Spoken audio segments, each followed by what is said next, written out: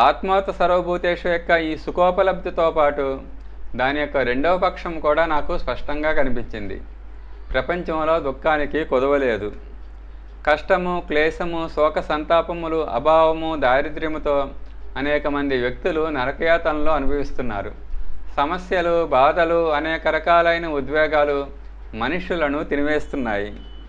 అన్యాయపు శోషణ యొక్క కుచక్రములో అనేకులు ఇరుక్కుని బాధపడుతున్నారు. దుర్బుద్ధి సర్వత్రా నాటకీయ వాతావరణాన్ని నిర్మిస్తోంది.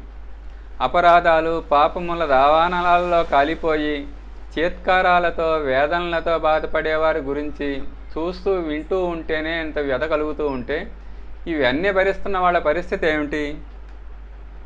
సుఖసాధనాల సామగ్రి ప్రపంచంలో తక్కువ లేదు. అయినా దుఃఖ దైన్యముల కంటే ఎక్కడా ఏమీ కనిపించటలేదు.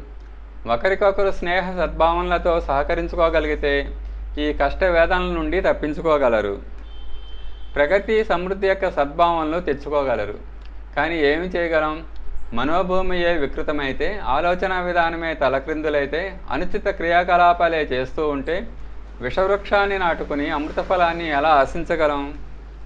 సర్వత్రా వ్యాపించిన దుఃఖ, దారిద్ర్యము, శోక సంతాపాలతో సమస్త మానవ జాతికి ఎన్ని కష్టాలు వస్తున్నాయో, పతన పాపముల గర్తములలో మనుష్యులు ఎంత గొప్పగా వేగముగా పడిపోతున్నారో చూస్తూ ఉంటే, వింటూ ఉంటే నా అంతరాత్మ కన్నీరు కార్చింది.